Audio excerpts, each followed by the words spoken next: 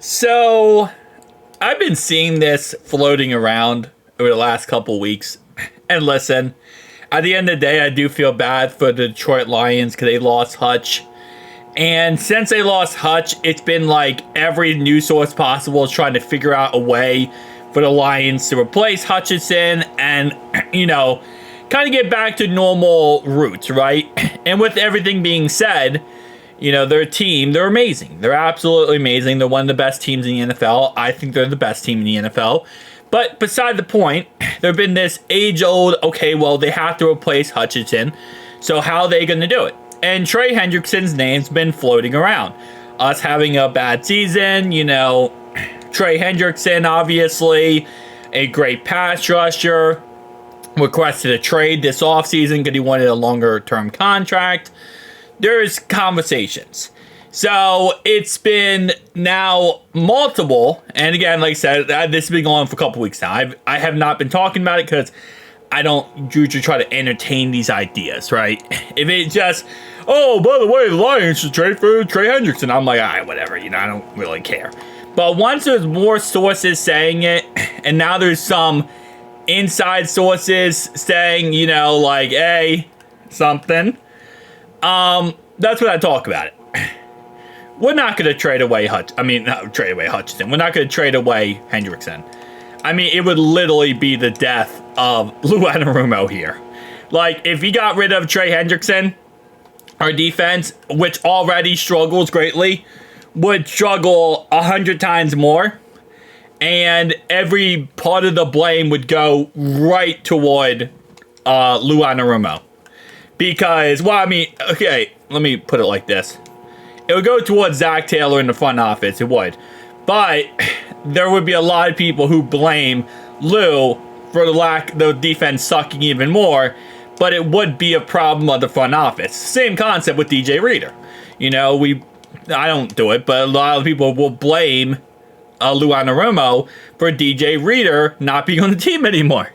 When in reality, Lou has zero, actual ability to keep DJ Reader or not. Same thing with Dan Pitcher for Joe Mixon. You're like, oh, well, we lost Joe Mixon. Well, that's Dan Pitcher's fault. No, it's not. It's the front office's fault. It's Duke Tobin. It's Katie Blackburn. It's Zach Taylor. That's whose fault it is, right? But a lot of people will blame Lou. So I would assume they wouldn't trade him. Outside of the obvious, I'm sure Lou would give his opinion of, yeah, no way in hell, you're not trading Trey Hendrickson. And now, the Bengals do not do mid-season trades no matter what. That's just kind of how it is. But if they did do it, they would have to win times 1,000. So, and I'm not saying that this trade is fair, what I'm about to say. I'm not saying the trade I'm about to tell you is realistic. It's not going to happen. But if they trade Trey, right? Now, again, yes, you have a 30-year-old pass rusher coming off some injuries in the past, not recently, but in the past he's had some injuries. Still very productive. But if that's the case, the Bengals are still going to want unrealistic, no way in heck it would ever happen. They would want at least a second-round pick for him. But I would say, no. Let me entwine my Bengals fandom here of knowing the front office. They would want a first, a fifth, and a player. That's how unrealistic they would be. How much do I think Trey Hendrickson is worth? I would put his value at, realistically speaking, I would put his reality, because how much players get traded for, okay? Because obviously as fans, we always think it's a little higher, but realistically speaking, most trades happen. I would think probably a second round pick, okay? Maybe a late second. That can be a conditional early second if he does go ahead and play a certain amount of snaps and has a certain amount of stats line. I think a second, a fifth, I would say a second, a sixth, and a player maybe not like a great player, but like a depth piece player. So, or maybe a player that the team thinks is potential. So a second that, maybe a third that could turn into a second. Maybe that might be more realistic. And then a player, and a fifth and a player. So a third that could turn into a second with a fifth plus a player. I think that's kind of where his market value would be. But again, the Bengals are going to overhype that completely. So that's one thing. That's the one information that's kind of weird. Trey Hendrickson. Now there's still talks about T. Higgins. And I know you say, oh, they're not going to trade T. According to sources, they're not entertaining the idea. Well, okay, I would say entertaining here. It's very much entertaining. They're not looking to trade T. Higgins, right? And according to sources, they're not going to. But they are listening to calls. Now, any good team is going to listen to calls, right? It's just how it works.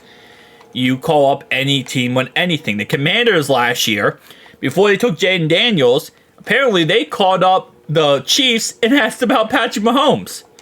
Now, the conversation was shortly off the line and they hung up.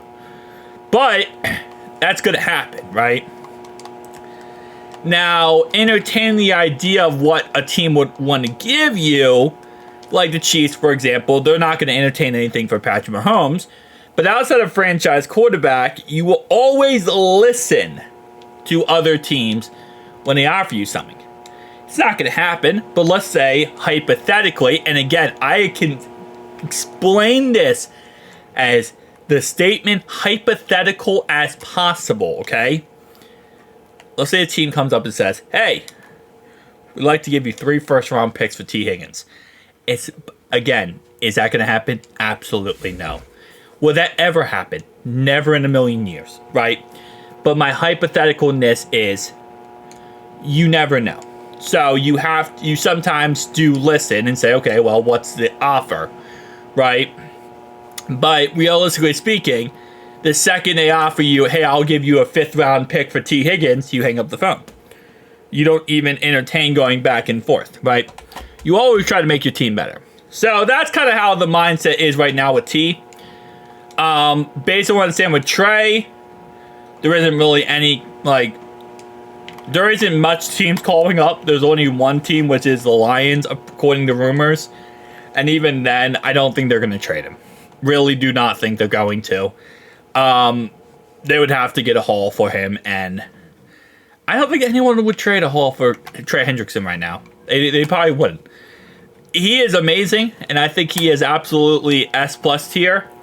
But the fact is, I don't think any team, if a team like the Lions are trying to get Trey, they're probably trying to get him for a good amount. You know, they're trying to get it to where it helps them out immensely, and they're not giving up an arm and a leg. And the problem is, the Bengals are going to want that arm and a leg.